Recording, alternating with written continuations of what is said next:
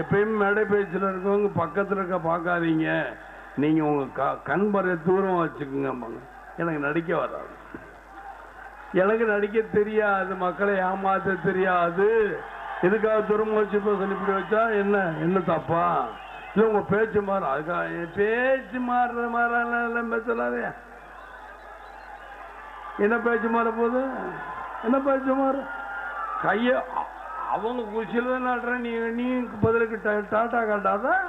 Tata காட்டாமல் நீங்கள் அப்படி பேசிக்கிட்டு இருந்தோ, அவங்க எத்தனை தடவை டாட்டா காட்டினாலும் இப்படி திரும்ப இங்கிட்டு, அவ்வளோதானே.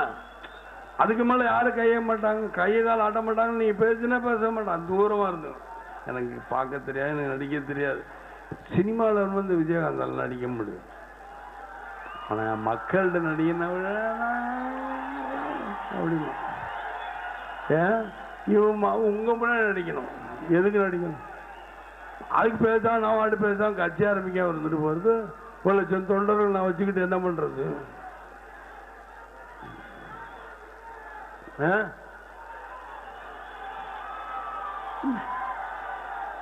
சரி, தேர்தல் என்னுடைய ஒரு குறிப்பிட்ட அறிக்கை தான். இவங்க வந்து விஜயகாந்த் என்ன சொல்லுவார்? விஜயகாந்த் மௌனமா, விஜயகாந்த் ரேட்டை கூட்டுறாரா, இது இடத்த கூட்டுறாரா, இல்லை விஜயகாந்துக்கு பயமா, ஏன் மௌனம்? இதெல்லாம் நீங்க பத்திரிகையாளங்க செய்யறது. விஜயகாந்த் தெளிவாக அமைதியாக அற்புதமாக யோசிச்சு கொண்டு தான் இருக்கிறேன். 1 லட்சம் மக்களை எங்க கொண்டு விட சொல்றீங்க? அட்டையா போய் அடகு வைக்க சொல்றீங்க. அடகு வச்சதெல்லாம் எனக்கு போதும். என் தொண்டர்கள் எப்படி எல்லாம் கஷ்டப்பட்டாங்கிறது எனக்கு தெரியும். அவர்கள் எப்படிலாம் விளைக்குவாங்க நீங்க நினைச்சீங்க எனக்கு தெரியும். அதனால யோசனை பண்ணிக்கிட்டீங்க. அதை இப்ப சொல்லணுங்கிற நான் சொல்றேன்னு என்னைக்கா சொல்லியிருக்கணும்? சொல்லுங்க பாப்பா, சொல்றேன்னு சொல்லியிருக்கணும். இல்ல சரி, உங்ககிட்டே கேட்கிறேன். நாம இவங்க எல்லாரும் கேட்கிற விஜயகாந்த் கூட்டணிக்கு சரி, நம்ம கூட்டணி போகணுமா வேண்டாமா சொல்லுங்க பாப்போம். இன்னும் வேண்டாங்கிறீங்க, வேண்டாமா வேண்டாங்கிறாங்க. பத்திரிகை திரும்பி வேணுமா பாத்துங்க. நீ அப்புறம் நான் என்ன சொல்றது? இது வந்து ஒரு மாலை சொற்றுக்கு ஒரு சொறு பதம். உங்க இதுல சொன்னோம்னா ஒரு மாலை சொற்றுக்கு ஒரு இத்தனை பேர் கையை கட்டுற. இதுக்கு மேல என்ன? இங்க எல்லா இடத்துலயும் கையை கட்டுறாங்களே, இதுக்கு பேர் என்ன? ஒரு மாலை சோறா? ஒரு மாலை சோறு ஒரு சொற்று பதம் இருந்தாலும் மாவட்ட செயலாளர் அழைத்து பேசுறேன். இல்லை நாளைக்கு நாளை மறுநாள் வந்து விருப்பம் மனும் நேர்காணல் இருக்கு. அதில் நான் பார்த்து எல்லாரையும் பார்த்து கேட்டுருவேன். இதற்கு என்று நாளைக்கு அவங்கவுங்க ஊருக்கு போட்டுவேன். ஊருக்கு போயிட்டு சுகபோகமாக இருந்து கொண்டு நாளை மறுநாள் என்ன நீங்க சொல்லியிருக்கணும், அந்தந்த டேட்டு அந்தந்த ஊருக்காரவங்க கெடுக்கிறேன். உடனே சொல்லணுங்கிறதுல என் கட்சிக்காரன் அடகாய் பேசுறேன். என் கட்சி இளைஞர் பெருமக்கள் அவர்கள் பார்க்கின்ற வேலையை நான் அடமான வைக்கணும் விரும்பல. ஆனா அவங்க கண்ணை மூடிக்கிட்டு, இப்ப உமாநாதன் அப்படி கண்ணை மூடிக்கிட்டு உள்ள உழுந்த கலந்துக்குள்ள உழுகணும்னா விழுந்துருவாங்க. அதுல இடம் தொண்டர்கிட்ட யாருக்கும் மாற்றம் கிடையாது. விழு அப்படின்னா விழுந்துருவாங்க. ஏன்னு தலைவர் சுட்டார் பாடா அப்படின்னு விழுந்துருவாங்க. ஏன்னா தலைவரை பத்தி தொண்டர்களுக்கு தெரியாதான். அடுத்த தலைவர் மாதிரி இந்த விஜயகாந்த் உங்களை தொண்டர்களை அழுக விட்டுட்டு இவங்க போக மாட்டாங்க. ஏன்னா விஜயகாந்த் ஏன் நாங்க காப்பாத்துறோம், நாங்க ஏன் குதிக்கணும், எங்க குடும்பத்தை அவர் காப்பாற்றுவார். விஜயகாந்த் நல்ல மனிதர். அப்படி நீங்க நினைக்கிறீங்கன்னா அதை என்னையும் காப்பாத்து.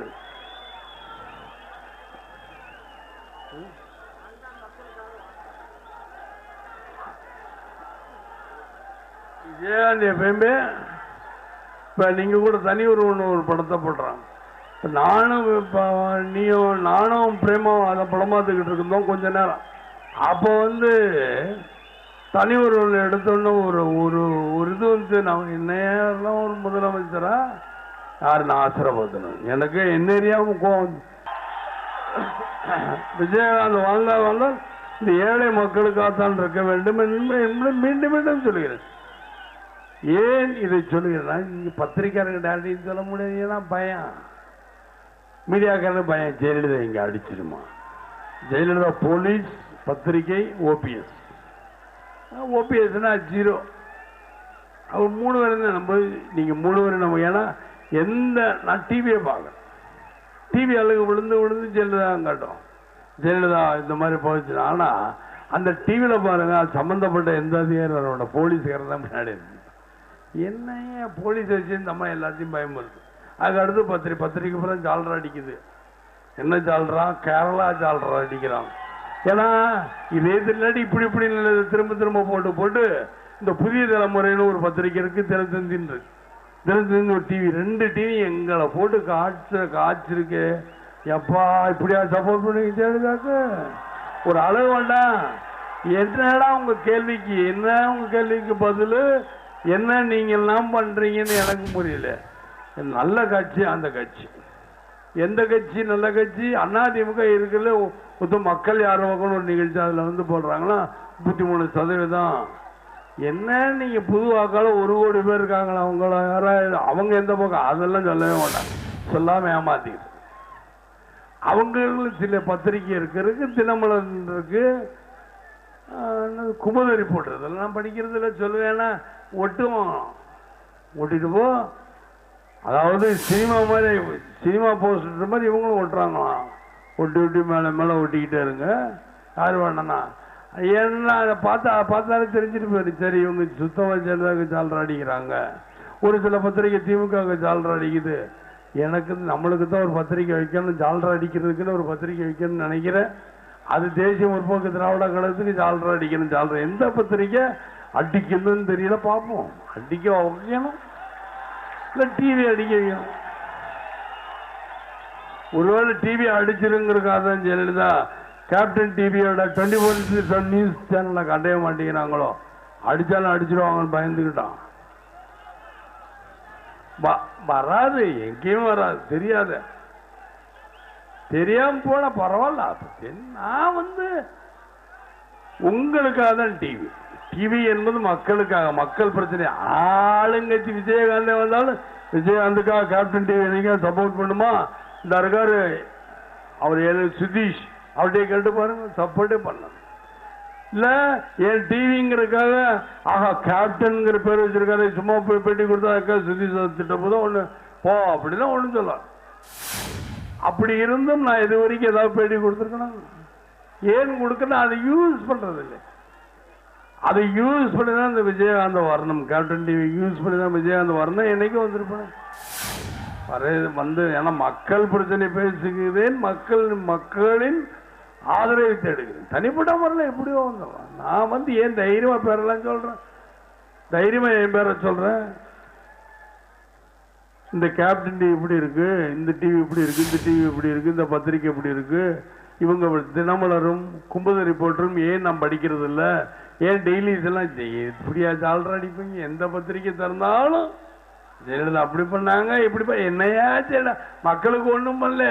இப்ப பண்ணி என்ன பிரயோஜனம்? ஆட்சி முடிய போது ஆட்சி 2 மாசம் முடிஞ்சதுக்கு அப்புறம் இப்ப நீ பண்றேங்கிற என்ன பண்ண? இது பண்றதுக்கு அதிகாரிகள்ட்ட லஞ்சம். இன்னும் நெல்லு தஞ்சாவூர்ல அளக்குறதுக்கு 2 கிலோ எக்ஸ்ட்ரா போடுங்கிறாங்க. 100 கிலோ இருந்தாலும் 100 கிலோக்கு போட்டு கிலோக்கு எவ்வளோ 10 ரூபா ஏதோ வாங்குறாங்க. இல்லை மொத்தத்துக்கு மூடைக்கு 10 ரூபா ஏதோ வாங்குறாங்கன்னு சொன்னாங்க. சரி 2 கிலோ எக்ஸ்ட்ரா போட்டு மூடைக்கு 10 ரூபா வாங்கினா இதையும் கொடுக்கணும், அந்த 2 கிலோவும் கொடுக்கணும். அந்த 2 கிலோ நெல் என்ன விலைக்கு என்ன விலையாகுதோ 5 10 ரூபாமா. ஒரு கிலோ 5 ரூபா. நான் சொல்றது 5 10 ரூபானா என்னாச்சு? இது ஒரு 10, இது ஒரு 10, 20 ரூபா. 20 ரூபா ஒரு மூட்டைக்கு மாத்திரம் கிடைக்குதுன்னா ஒரு 1000 மூட்டை வாங்கினா எவ்வளோ ஆச்சு? 2000. தேவையா? தேவைதான். இல்லை 20,000. 2000 இல்லை 20,000.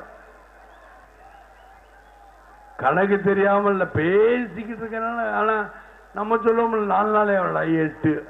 கரெக்டு. ஆனா குமாரசாமி கணக்கு 4 நாளா 3 வரும். அதான் பெங்களூர் குமாரசாமியின் கணக்கு. நம்ம 8ங்கிற அவர் 3ங்கிறார. என்னடா இதுன்னா அதான் குமாரசாமியோட கணக்கு. இது நான் சொல்லலைங்க, வாட்ஸ்அப்ல சொல்றாங்க. இதுல கிச்சன் கேபினட்னு ஒரு இதுல பார்த்தேன். எனக்கு தெரியாதுங்க சொல்லிட்டாங்க அப்படிங்கிற மாதிரி. எனக்கு தெரியாதுங்க அப்படிங்கிறவங்க நானும் சொல்றேங்க அப்படின்னா நீங்க நம்பணுங்க. எனக்கு தெரியாதுங்க சொல்றாங்க அப்படின்னா என்ன? இதெல்லாம் உங்களுக்கு தெரியும். ஏன்ற பாக்குறதுக்கும் நீங்க என்னமோ அவங்க நினைக்கிற நம்ம டிவி நல்லா பாக்குறாங்க ரேட்டு கொடு. வேற என்ன பண்றது? மக்களுக்கு பொழுது போகணும். ஏன் கேடிவி பார்க்கலாம் கேட்கலாம். ஏன்னா அது சினிமா தான். சினிமாவை நம்ம பார்த்தா சினிமா நடிகர் தானே இவர் விஜயகாந்த் தானே சினிமா நான் கேட்டு பார்க்குறீங்களா பார்க்கல, அது உங்க புரியும். அது ரேஷியோ எவ்வளோ கொடுத்து எவ்வளோ குறையுதுன்னு எனக்கு தெரியாது. வைக்கிற விளம்பரங்கள்ல இருந்து ஒரு டிவி இவங்க வாங்குறாங்க, நீங்க பாருங்க 2 டிவி இல்லை 4 டிவி படாத பாடுபடும். 4ல் 8 10 12 எத்தனை டிவி சப்போஸ் அத்தனை டிவி படாத பாடுபடும். அடுத்த யார் ஆட்சிக்கு வந்தாலும் படாத பாடுபடும் என்பதை தெளிவாக சொல்லுங்க. இப்ப நம்மள பத்திரிகையாளங்க சொல்றாங்க விஜயகாந்தனை கூட்டணி போவாரா இல்ல போயிடுவாருங்க. தலைவா வேண்டாங்கிற சரிதான் சொல்லப்பா கேட்கிறாங்க பத்திரிகை நண்பர்கள் கேட்டீங்கன்னா வேண்டாங்கிறாங்க. பார்த்தீங்கன்னா நான் கூட சொல்ல இதில் நீங்க எழுதுங்க வேண்டாங்கிறாங்க எல்லாம் பத்திரிகை தொண்டர்கள்லாம் அந்த வழிதான் போற விஜயகாந்துங்கிறாங்க. நீங்களே சொல்லுங்க ஏன்னா இத்தனை பேரும் நீங்க மணி என்ன 9 ஏன்னா நீங்க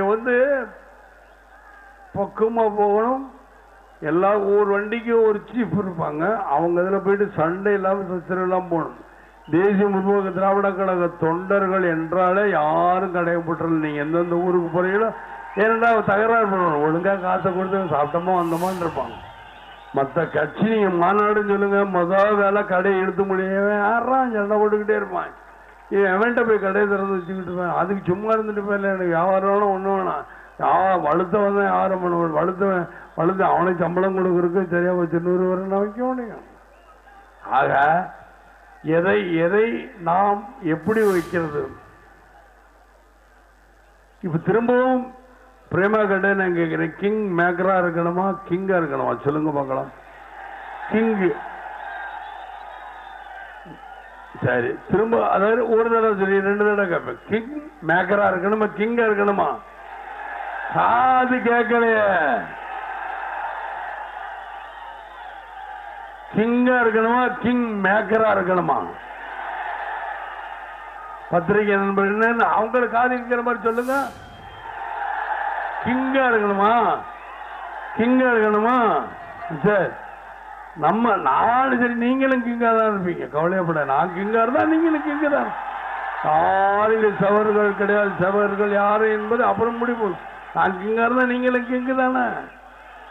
ஆக எல்லாரும் நேரத்தோட போகணும், வீட்டுக்கு போகணுங்கிறக்கா. நாளைக்கு லீவுனால மணி என்ன 9 ஆச்சு. அதனால எல்லாரும் பத்திரமா போய் வீடு போய் நீங்க சேர்றீங்க. தூக்கம் வராது தலைவர் நண்பர்களே தொண்டர்களே. நான் அதிக நேரம் பேசுறேன், யாரும் வருத்தப்பட்டுக்கிறாங்க.